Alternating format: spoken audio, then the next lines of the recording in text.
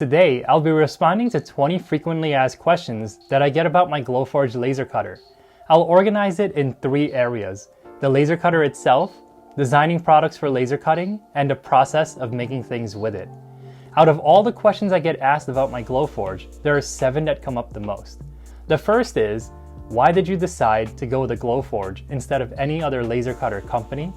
I bought my Glowforge during their crowdfunding campaign on Kickstarter back in 2016. At that time, there were very few laser cutters available that were designed to be used in a house. A majority of them were expensive, heavy, large, and required things like dedicated ventilation. I decided to go with a Glowforge for 2 reasons, which I'll explain. The first was the cost of the Glowforge. During the Kickstarter campaign, the cost of the machine ranged between $2,500 to $4,500, with the basic at the lower end and the pro at the upper end. At that time, this was less than a majority of other laser cutters that I could find from manufacturers, and the concept behind the Glowforge's online interface and ease of use was a big plus. The second reason was the overall size and the clarity that Glowforge had of the entire product. They included instructions for everything from the moment you unbox the laser cutter to the moment that you power it on and connect it to your home Wi-Fi. The online interface that they developed was a new concept that I didn't see before. It was intuitive to use, and as a first machine, the Glowforge is a great tool for beginners who are learning how to laser cut. After you get used to the settings and the overall concepts, you can move on to bigger and better machines, which I'll talk about later in this video. The next question is, which Glowforge did you get and why? This is probably the most common question that I get from everyone. I ended up getting the Glowforge Basic because the house that I live in is pretty small. I wouldn't have been able to take full advantage of the pass-through slot that comes with the Pro. However, if I had a bigger house or a garage that I turned into a workshop, I'd definitely get the Pro and make gigantic stuff. How long have you been using your Glowforge, and have you had any issues with it? I've been using my Glowforge since I got it back in 2017. In terms of any issues with my Glowforge, let me start by saying that I use mine as a tool for my hobby, so it gets used for a few hours a week. The only issue I ever ran into was user related, and it was back when I had a leather products business and set up my Glowforge in my attic where it gets hot during the summer months. My Glowforge suddenly stopped running and the button started glowing red, which means it was too hot to operate. After I moved it to my basement, which is a lot cooler year-round, I've been able to run it throughout the year. The next question is, does Glowforge offer discounts on their laser cutters? Yes, all Glowforge owners like me get a personal referral code that gives you up to $500 off of a Glowforge Pro. We also get the same amount as the person who referred you, so it helps both of us in our hobbies and our small businesses. If you're interested in getting a Glowforge and need a referral code, I'll share mine in the description of this video. The next question is, do you use Glowforge's air filter and is it worth it? Should I get one? Yes, I'm probably one of the few Glowforge owners who actually uses the air filter when I'm cutting any project. I purchased it back when I donated money to their Kickstarter campaign because I live in a city where my neighbors' houses are separated from mine by about 15 feet. When you use the Glowforge, you need to vent outside so that all the smoke is pulled out of the machine and out of your house. When that happens, the smell of the different materials that you're cutting and the smoke that's pushed out of your house will end up blowing around, and if there's no wind outside, the smell will actually get stronger and stronger. Eventually, your neighbors will either come over, check on your house and make sure that there's no fire, or they'll call the fire department and a fire truck will show up at your house. With the air filter, I no longer need to vent out of my house. I literally plug the flexible duct into my filter directly below my Glowforge, turn it on, and start cutting. There's very little smell that comes out of it. Personally, I've used my air filter for a little over a year now, and I haven't actually had to change the filter inside. Keep in mind that there are some downsides and considerations with the air filter. If I were using my Glowforge for a business where I'm constantly cutting materials like MDF or cutting a lot of small projects like ornaments and signs, I would probably go without the air filter because it'll fill up very quickly. If you live in an apartment, condo, or place where the smell of burning materials will bother your neighbors, then I would suggest getting the air filter. If the smell isn't an issue, and you know that you're going to be cutting a lot of products for your business, then I suggest not getting the air filter. Instead, I would say to get an inline fan, a better duct than the flexible one, and vent outside. If you install it correctly, it'll reduce both the smell and noise level of the Glowforge than the original parts that came with the machine. The next question is, how often do you clean your Glowforge? I laser cut a new project and run my Glowforge for a few hours a week, so it really doesn't get too dirty. I'd say that in the past 4 years, I've cleaned my Glowforge about 8 times, with one of those times being a deep clean. What's the difference between a regular cleaning and a deep clean? A regular cleaning for me is more of a wipe down. I take rubbing alcohol, apply it on lint-free cloth, and wipe down the large parts of the machine, including the glass, the crumb tray, arms, and other components that are easy to reach. I take a small pipe cleaner and run it through the fans as best as I could so that I can loosen the debris, and I vacuum out what I could reach. A deep clean is more involved. It follows the same wipe down process but includes a lot of time for cleaning each fan in the machine, removing the lens and wiping it with lens wipes, and making sure that all of the components can function like new. I've never unplugged any part inside of my Glowforge for any of the cleanings. I might check that there's nothing loose, but I'd rather not unplug something without knowing how to reinstall it. If you're using your Glowforge a few hours every day and cutting materials like MDF or wood, I would clean the machine every 2 weeks and deep clean it every month. If you're using it for a full-time craft business, you probably need to wipe the machine down every couple of days and deep clean it more often, including opening up the crumb tray and cleaning out the debris. The next question is, what do you wish was different about your Glowforge? One thing that I'm usually thinking about when I start designing a big project is the fact that I should have gone with a Glowforge Pro so that I could cut a material that's an infinite length. There are some projects that I really want to cut, like a large coffee table or linear light fixture, that would come out a lot better with one cut.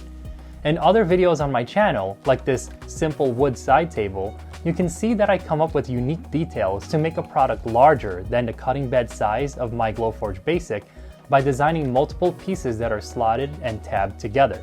If I had a larger cutting size, I could make some of these projects in less cuts and with less materials.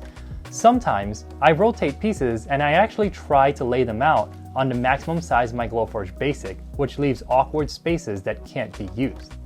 Now moving on to the design related questions. The first one is, do you have Glowforge's Premium membership? Since I design all of my own projects and do it as a hobby, I decided not to go with Glowforge's Premium membership. However, back when it was still in the beta period in 2020, I tested out some of the features in their online interface and really enjoyed using the database of vector files where you could search through hundreds of thousands of pre-designed illustrations and use it for your project. I tested it with different types of earrings that I made for Halloween and gave away to people in my local community, which you could see in the video that I made for the project. Since that time, the Premium membership has gotten better with more perks like free project files, a puzzle generator tool, and even a stamp making tool. If I wasn't trained as a designer and wanted to simplify my process of creating products with engraved illustrations, I would go with the Premium membership. The next question is, what software do you use to design your projects? For all of my laser cut projects, I use a software called Rhinoceros, which is a high-level 3D modeling application that was made for complex designs. I learned how to use it in architecture school, and when I'm using it to design projects to cut with my Glowforge, I'm only using the basic commands and features. I'd recommend getting a computer-aided design software, also known as CAD, for designing laser cut projects. They all work the same, where you type in a command like line, copy, or move, and type a specific distance like 10 inches to draw or shift an object around. The next question I get is, do you sell any of your designs for other laser cutter owners to use to make and sell the physical product? Yes, I sell a lot of the designs that you see here on my channel through my Etsy shop. All digital design files come with instructions including the materials, tools, and steps for making the product. You can sell the physical products that you make with my files. There are also a lot of projects that you might see here on my channel that are not for sale. This is because the product is more difficult to assemble, and I want to be sure that if I sell the design files, you'll have the necessary instructions to assemble it. The next question I get is, why don't you sell any of the physical products that you make? The first material that I ever explored with my Glowforge was leather, which was my introduction to leatherworking.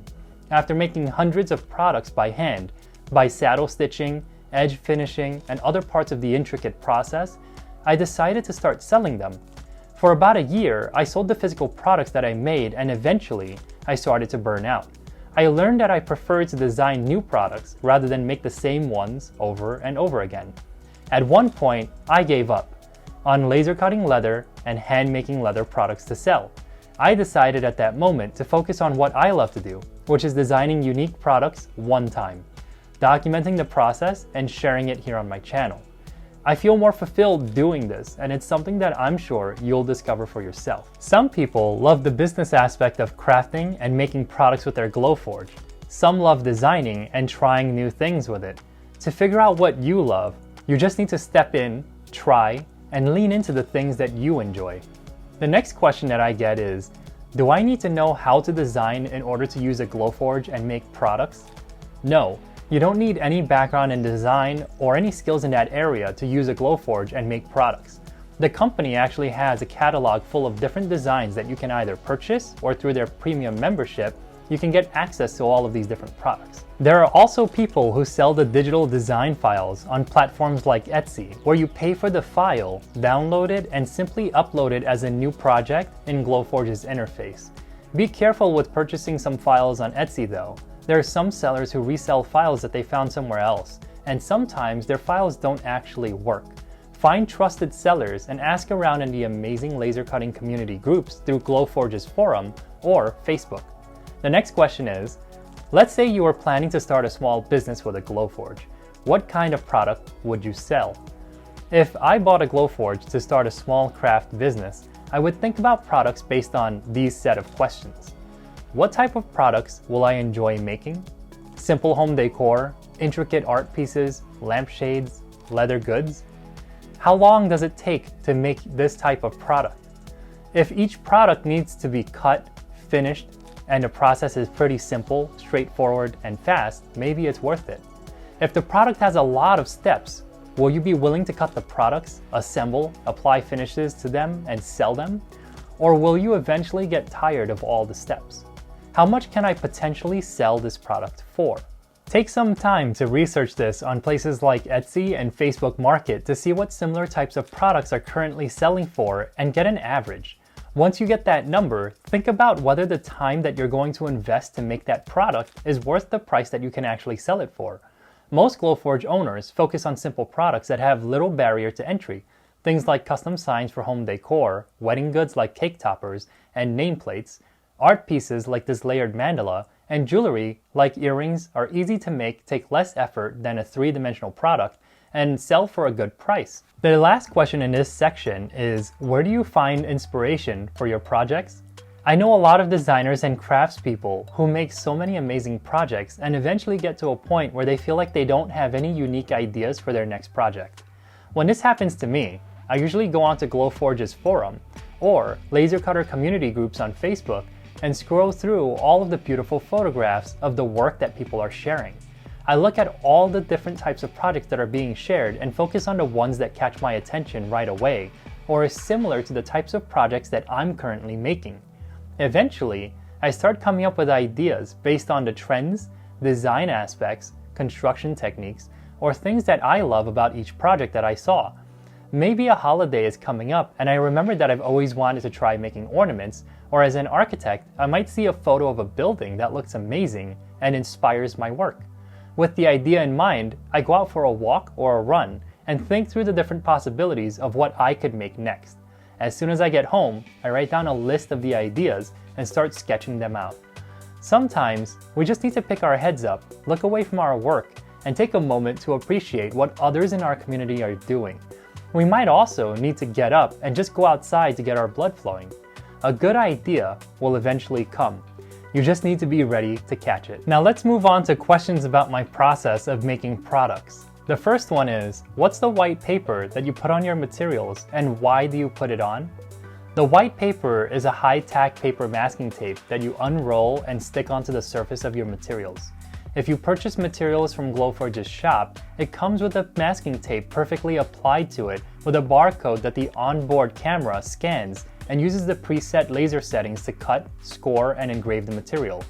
If you purchase materials from other places, some of them come in their raw form without any finishes or masking tape. For me, this is common for the plywood that I buy where the sheet is unfinished and unprotected. I apply the paper masking tape by unrolling it, carefully lining it up with the surface of the material, and use a hard plastic card or squeegee to make sure that it's completely adhered with no bubbles. This paper masking tape protects the material from any scorches and debris from the laser cutting through the material and the fans blowing the debris and smoke away from the laser head. If you have a palm sander and you plan to only cut unfinished wood, you can also just cut without the paper masking tape and quickly sand down the surfaces when it's done. If you're making something intricate and the surfaces need to be as clean as possible, then it's important to protect the material with a laser-safe material like this paper masking tape. The next question is, what material do you like cutting the most in the Glowforge?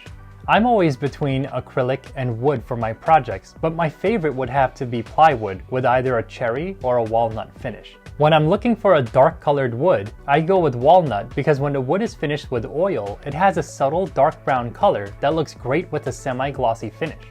The next question is, what material do you want to try in a Glowforge? If I ever bought another Glowforge, I would most likely dedicate it to laser cutting and engraving different types of food. I've seen amazing projects that engrave graphics onto foods like macaroons, pancakes, sliced bread, and a sheet of dried seaweed. Each of these were amazing experiments that made me think of other possible foods to customize in a laser cutter. The reason why I wouldn't put food into my Glowforge right now is because of the accumulation of all the years of laser cutting different types of materials in it. It's no longer food safe, which means that I could laser cut or engrave food in my Glowforge, but I wouldn't be able to eat it afterwards. The next question that I get asked a lot is, which one of your designs do you like the most and why? My favorite design is the wood stool and side table because I originally set a challenge for myself to design a full-size piece of furniture that could be made without the pass-through slot of a Glowforge. All of the components that come together to make this side table are cut on a handful of sheets of plywood and assembled with wood glue. There's also a unique detail that I designed as a connector piece for the legs of the stool to come together and be attached using wood tabs, slots, and wood glue. This project actually influenced the future side table designs that built on the idea of simplifying the assembly process and using only wood glue to build the entire product. The next question I get asked a lot is, if you got another laser cutter, which would you get and why? If I decided to get another laser cutter, I would most likely go with a Mira from Aeon Laser because of all the positive reviews my friends have given them, the quality of their builds, the higher powered laser that results in less cut and engrave times, and their customer service. Most people who start with a Glowforge will eventually move on to a manufacturer on an upper level, like Aeon, who makes the Mira, Boss, Trotec, and others, which is actually comparable in cost and is built to both last and make the laser cutting process as efficient as possible.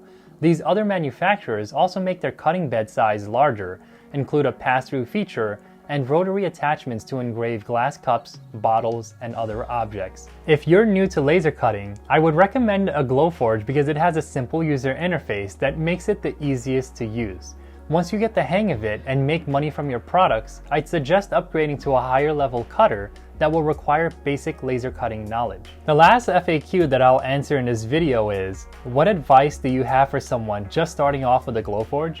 I would say, join groups on Facebook and be an active part of the online community. There are groups like Glowforge Sign Makers, Glowforge World, and That Mom with a Laser that are an extremely active community where people are asking and answering questions almost every minute.